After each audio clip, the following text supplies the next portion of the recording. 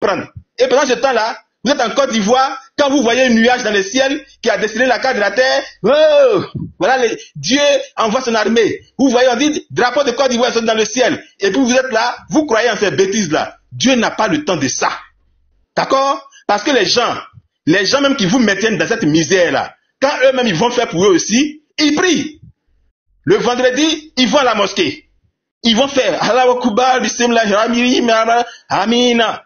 D'autres se lèvent, ils vont à l'église. Il y a un même là. Lui, il est pasteur à l'église. Votre premier ministre là, il n'est pas pasteur. Lui, il est pasteur à l'église. Lui qui dit la vie morceau par morceau. Le bonheur, c'est morceau par morceau. Si tu veux monter, il faut descendre. Si tu veux être heureux, il faut être malheureux. Si tu veux grandir, il faut devenir petit. Si tu veux réussir, il faut vivre de la misère. Votre premier ministre actuellement là, c'est ce qu'il dit. Pourtant, lui, il est pasteur. Il a son église. D'accord? Lui, il prie aussi. Lui, il prie. Quand vous priez, Dieu lui aussi il prie. Donc vous voulez que Dieu aide qui? Mettez-vous bien ça en tête. En ce monde, en cette vie-là, l'on n'a que ce qu'il arrache. L'on n'a que ce pourquoi il se bat. Rien ne s'obtient. Rien ne se donne. Tout s'arrache. La liberté, là, ça ne se donne pas. La liberté, là, ça ne vient pas comme ça chez toi comme une grâce. La liberté, ça s'arrache.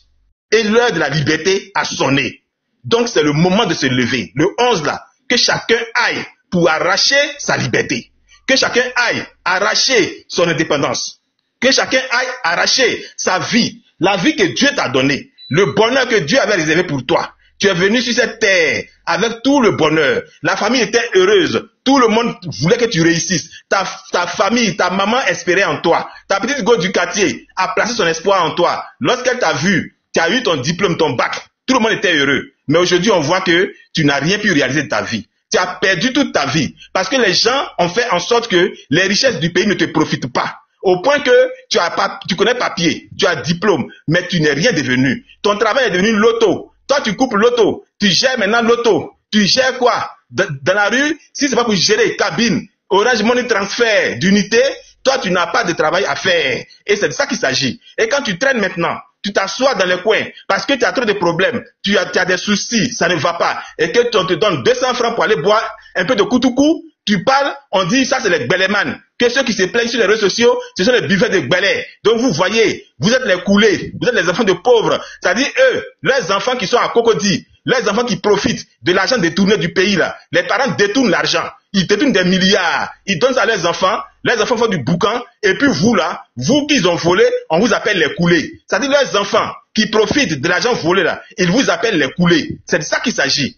Aujourd'hui, il s'agit d'aller prendre ta part de bonheur, ta part de richesse, ta part de l'argent du pays. Parce que le pays nous appartient à nous tous. Il ne faut pas accepter que quelqu'un vole tout l'héritage, tous les biens de la famille. Lui seul, il ramasse les plantations, les héritages, voitures, tout ça de la famille. Il prend ça, il fait ce qu'il veut. Et puis vous autres là, quand vous réclamez, il vous frappe. Et puis ses enfants se moquent de vous. Pendant que ces enfants roulent dans les belles choses, vous-même là, vous le reste de la famille, vous n'avez rien eu. Toi-même, tes enfants sont là, ils ne savent pas ce qu'ils vont faire, ils deviennent des voleurs, ils deviennent des balanceurs, et puis les gens, ceux-là, ils vous regardent, ils rient de vous. Ils n'en ont rien à foutre de vous. Ces gens-là ne sont pas vos frères. Ils ne sont pas vos frères. Parce qu'en réalité, un vrai frère, c'est celui qui a pitié de son frère. Celui qui est ton frère, c'est celui-là même qui a pitié de toi. C'est celui-là qui ne peut pas te voler ta vie. C'est celui-là même là. Il n'a pas besoin que tu lui demandes. Il prend et puis il te donne aussi. Parce que c'est de ça qu'il s'agit. Mais eux, ils sont là, ils vous volent. Ils prennent tout. Ils mangent. Ils donnent à leur go. Ils payent des voitures chères. Leurs go même là, elles sont même pas jolies. Mais elles vont faire BBL encore. Se gonfler les bochons, gonfler lèvres, gonfler front, gonfler poitrine, gonfler bras, gonfler mollet. Et puis, ce sont elles qui défilent devant toi. Elles font les petites boutiques. Des... Tout moment, ça peut commencer à Guibérou. Toi-même, si tu as fait boutique là aussi, pour toi, ça ne marche jamais. Tu fais boutique, tu vois même pas client qui passe devant toi. Mais on dit c'est boutique, c'est là qu'elle fait. Et puis elle a milliard, elle a Range Rover, et puis elle voyage dans le jet privé. Chers frères et sœurs, c'est de la foutaise. Les gens se foutent de votre gueule, ils se sont foutus de vos parents ont crevé dans la misère, et vous les enfants qui êtes nés dans la misère, vous en qui vos parents plaçaient l'espoir pour dire que mon enfant va réussir demain, il va me sortir de la misère là. Toi enfant là encore, tu es au salon. Tu dors dans le salon et ta pauvre maman qui a vendu piment pour que tu aies ta licence là, elle continue jusqu'à aujourd'hui à vendre piment encore, à vendre gombo, à vendre aubergine pour te nourrir à ton âge. Et c'est pas ça une vie. La vie c'est pas ça. Il faut refuser ça. Il faut refuser ça. Ne dites pas que, oui, moi je laisse pour moi à Dieu. Ne laisse rien à Dieu. Parce que Dieu là, il a beaucoup de dossiers à gérer. Dieu ne gère pas ça là. Dieu t'a donné la force, il t'a donné l'intelligence, il t'a donné la capacité de comprendre des choses. Dieu a permis que tu ailles à l'école pour comprendre la vie, pour que tu saches comment les autres vivent chez eux. Dieu t'a permis de savoir que ces gens, ils sont en train de te voler. Dieu t'a pas rendu fou, il t'a pas rendu aveugle, il t'a pas rendu bête, il t'a pas rendu infirme. Dieu ne t'a pas rendu idiot. Dieu t'a rendu intelligent. Donc avec cette intelligence-là, si tu n'es pas capable d'aller arracher ta victoire, arracher ta liberté, arracher ta vie, aller prendre ce que Dieu t'a donné, et que tu laisses le diable en pleine journée, en plein midi, te voler ta vie et donner ça à des gens qui sont moins méritants que toi et qui prennent tout, ils t'arrachent tout, au point que même dans ton village maintenant, c'est eux qui sont propriétaires des forêts de ton village, ils vous arrachent tout et que tu es assis là, faut pas compter sur Dieu, parce que Dieu a d'autres chats à fouetter. Dieu, il doit prendre du bon plaisir avec ces jolies filles qu'il a créées aussi. Elles doivent le masser. Il doit prendre plaisir à regarder ce qui se passe dans le monde entier. Dieu regarde la Champions League. Il regarde Lionel Messi jouer. Il regarde Neymar jouer. Il regarde Lamine Yamal jouer. Il regarde la Ligue des Champions actuellement. Parce que Dieu aussi, il prend plaisir à toutes ces choses-là. Donc si vous n'êtes pas capable de pouvoir vous battre et puis avoir aussi un bon écran dans votre maison, en tant que jeune, avoir ta petite maison et puis ta petite famille, pendant que tu es jeune, profiter, et toi aussi regarder Ligue des Champions, t'offrir des vacances, aller passer des vacances ailleurs pour découvrir le monde, parcourir les merveilles que Dieu a créées sur cette planète-là, aller en Australie, aller au Pakistan, aller au Venezuela, visiter les bons coins, Copacabana, aller à Assini te promener, et que tu es assis là, dans ton petit village, dans ton Coimbri natal, dans ton Béago. Si c'est là-bas tu es assis et que tu dis, toi tu vas aller tous les dimanches pour aller sauter comme demain qui est dimanche encore, pour aller crier à l'église, pour dire Seigneur fais un miracle, Seigneur fais un miracle, tu n'auras aucun miracle. Tu énerves Dieu. Quand tu regardes Dieu et puis tu lui dis de venir à ton secours là, et tu l'énerves, Dieu même est énervé comme toi, Dieu est fâché. Si Dieu pouvait te lapider là, il allait te lapider, il ne t'écoute même pas. Tes prières là sont un désordre, un vacarme, un bruit dans les oreilles de Dieu. Il n'aime pas ça. Dieu préfère même les roucascas désordonnés, les bruits de casseroles, plutôt qu'écouter ta prière. La vraie prière que tu dois adresser à Dieu, c'est de descendre sur le terrain, comme Jésus est descendu sur le terrain. Jésus n'est pas resté au ciel pour prier, et puis le monde va changer. Il a fallu qu'il descende sur la terre. Il a fallu qu'il affronte les choses lui-même. Il a fallu qu'il affronte corps à corps, pour qu'il puisse avoir cette gloire-là aujourd'hui. Donc si lui a fait ça, toi qui es là, tu es assis chez toi, et puis c'est toi qui veux invoquer. Toi tu sais comment Jésus lui a souffert pour devenir glorieux comme ça. Tu étais là quand lui souffrait, lui il a souffert, et puis il est mort. Toi tu n'es pas souffri, tu n'es pas allé arracher ta liberté, tu es assis, et puis c'est Dieu qui va venir t'aider. Tu as menti. Dieu il est au ciel pour tout le monde. Dieu il veille sur les bons, il veille sur les méchants. Il fait tomber la pluie sur les bons, il fait tomber la pluie sur les méchants. C'est à chacun de se défendre. Où on est sur la terre ici là, nous sommes tous en enfer. Chacun lutte pour aller au paradis. C'est de ça qu'il s'agit. Donc si tu n'as pas pu te libérer sur la terre et que tu meurs esclave, tu n'iras pas au paradis. Parce qu'au paradis, il n'y a pas d'esclaves. Au paradis, là, il n'y a aucun esclave au paradis. Si tu es mort en tant que quelqu'un qui souffre, tu es mort sous la domination française, tu es mort, tu n'es pas indépendant, tu es mort parce que tu as tout arraché, tu es mort dans la misère, tu n'iras pas au paradis. Et je vous le dis très souvent, je vous le dis tout le temps, restez très serein parce qu'au paradis, là, il n'y a pas de pauvres là-bas. Si tu es mort dans la misère, dans la galère, on t'a tout pris, tu ne t'es pas battu pour récupérer ta vie, et que tu meurs, tu ne rentres pas au paradis. Parce qu'au paradis, il n'y a pas Coimbri, il n'y a pas Yaoséi là-bas pour construire ce qu'on boit. On ne prend pas crédit là-bas. Il n'y a pas maison de 10 000 francs là-bas. C'est pas possible. On ne dort pas dans la rue. On ne dort pas sous les ponts au paradis. Toi, tu n'as rien eu. Tu es mort sous un pont parce que tu n'as pas été capable de sortir quand on fait les appels. Tu dis non, moi je préserve ma vie. Je n'ai pas allé mourir pour telle personne. On t'a dit que c'est pour le politique que tu meurs. Tu ne meurs pas pour Babo. Tu ne meurs pas pour Guillaume Soro. Tu ne meurs pas pour Tidjane Thiam. Tu ne meurs pas pour quelqu'un. Tu te bats pour toi-même ta propre vie. C'est de ça qu'il s'agit. Retenez très bien. Retenez-le et apprêtez-vous pour le 11. Parce que le 11 là, même celui qui va être visité par l'esprit de ses ancêtres pour dire que lui là, c'est lui qu'on envoie pour aller dire, il va annuler cette marche là. Lui-même là, il sera allumé à distance. C'est ça qu'il s'agit. Celui qui dit qu'il bande comme Tamar Robert, il n'est qu'à sortir pour faire communiquer encore. Pour dire que non, le 11 là, comme c'est comme ça, on reporte. Lui-même, il sera reporté. Personne ne va reporter ça. Celui qui n'est pas capable d'assumer ça, qu'il se taise et puis il laisse les gens faire ce qu'il veut faire. Parce qu'il ne s'agit pas d'honorer ou bien de glorifier ou bien de lier la vie de tout un peuple à un individu. Il s'agit tout simplement de faire un mouvement ensemble, bloc tous comme une main, dont les doigts sont bien soudés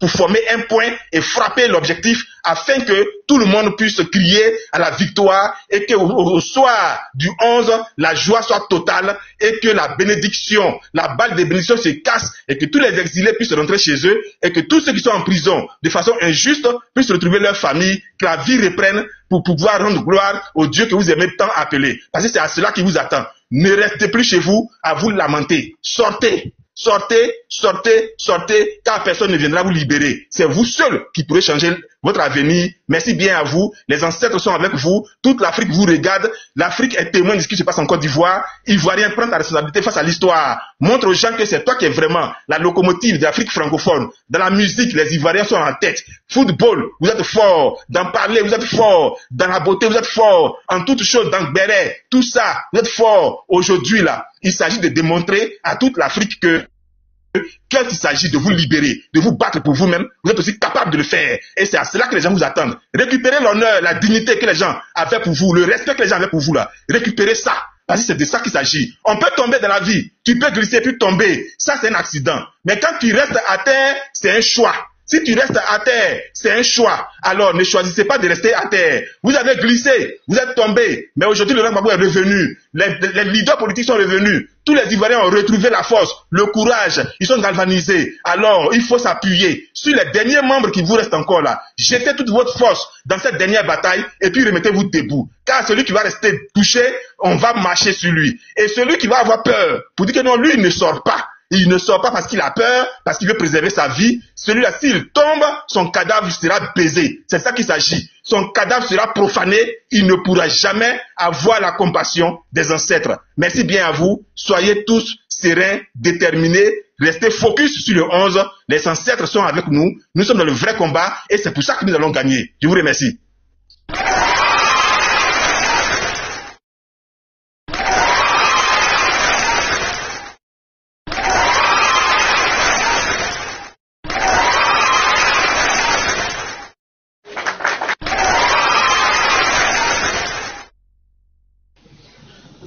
Merci Chinois, toujours pertinent. Merci pour la conclusion. Zouzou aussi est parti, je voulais qu'il conclue. Bon, Lorobi est là, il va conclure. Voilà. Je veux que Zouzou conclue aussi, mais il est parti. Sûrement, il a dû être occupé parce que je vois que je suis en train de couper le live, je ne peux plus faire monter. Je suis en train de couper le live, je ne peux plus faire monter. Puis, laissez Tania va aller se reposer un peu, les gars. Laissez Tania va aller se reposer un peu. C'est fatigant. Pour faire de live, là, c'est très, très difficile. J'étais même pas voulu qu'il dure comme ça. Donc, toujours force, hein, comme le frère vient de parler, toujours force au peuple. Parce que, c'est ce que je disais la fois passée. Le monsieur qui a annoncé la marche du 11, là, il a tout dit. Il dit, le peuple qui n'est pas capable d'assumer sa révolte, c'est pas la peine qu'on s'apitoie sur son sort. Donc, je pense que ce message est adressé à la population ivoirienne. C'est que les gens doivent comprendre aujourd'hui, parce que j'attends les gens qui disent que non, on va pas mourir pour les politiques. Maintenant, il y a ce qui se passe en Côte d'Ivoire, là. Tu es politique, tu n'es pas politique, tu vis, hein. Tu vis cette réalité. Moi, souvent, ça me fait rire quand j'attends les gens dire, non, ne sortez pas pour les politiciens. Les politiciens, là, ils sont là pour vous, hein. Ils sont pas là pour eux-mêmes. Le président Gbagbo, là, n'a plus rien à gagner dans sa vie, Tania. Il faut que ça soit clair dans la tête des gens. Toutes les personnes qui sont à l'opposition aujourd'hui, là, je parle pas des, parce qu'il y a opposition, hein. La majorité, là, même ceux-mêmes qui sont dans le faux, ils ont déjà gagné leur vie. Les enfants ne dorment pas au dehors. Les enfants ne sont pas dans tout ce que nous voyons sur la toile ici. Ça concerne seulement que la population, le peuple. Les enfants de peuple. Donc, si on s'assoit pour dire qu'on va pas aller se battre pour Gbagbo, ou bien pour Soro, ou bien pour... Tu te bats pour toi-même, comme le frère vient de dire tout à l'heure. Et moi, j'ai toujours dit, ce qu'on fait là, ce n'est pas pour quelqu'un, c'est pour nous, nos enfants, nos petits-enfants qui vont venir. Ça n'a rien à voir. Il faut que les gens se réveillent un peu pour comprendre que non, ce n'est pas pour les politiciens. Ahmed Bakayoko, là, il avait fait un discours comme ça en 2020. Ce qui se passe en haut là-bas, vous n'êtes pas là, ne vous mêlez pas de la politique là. Mais ils se sont pas mêlés de la politique là. La politique s'est mêlée de ces jeunes là. Parce que c'est eux qui ont payé le plus gros. Lui-même Ahmed Bakayoko qui faisait passer le message là. Il est où aujourd'hui? Voilà un peu la triste réalité. La politique, soit tu la fais, soit elle va te faire. Parce que tu vas subir les conséquences de la politique dans ton pays. Donc, il faut aller du côté, hein, ce qui va être bon pour toi. C'est ce que nous souhaitons. Donc, aujourd'hui, là, je dis encore force, courage et la détermination à cette population de ne pas avoir peur. Voilà, de prendre leur courage et leurs responsabilités pour pouvoir se libérer. Amara, c'est toujours les mêmes noms là, les Amara, les Cissé, hein, c'est toujours les mêmes noms là. Vous êtes toujours dans les faux profils, dans les commentaires, vous n'avez même pas confiance en vous-même, tellement que vous êtes des lâches. C'est-à-dire, pour mettre vos petites photos là, mais pourquoi? C'est-à-dire, être RDA intelligent, ils savent que ça va changer. Ils connaissent les retombées. Donc, ces cafards là préfèrent prendre les fausses images, les faux profils pour venir dans le live des gens, pour venir écrire des commentaires, bah d'accord. Assumez-vous un jour, les gars. Montrez-nous que vous êtes des hommes. Ok, donc Tania, je vais te laisser te reposer. En tout cas, le combat continue. Voilà, on est dedans jusqu'à la gare. Merci beaucoup. Bonne soirée. Merci. Je ne comprends plus. Et puis toi, tu es venu me dire quoi? Vous avez vos panels, allez dans vos panels, ne m'emmerdez pas. Moi, je ne comprends plus. Là, on n'a plus à la discussion, vous, un RADP. Vous et nous, on n'a plus rien à se dire.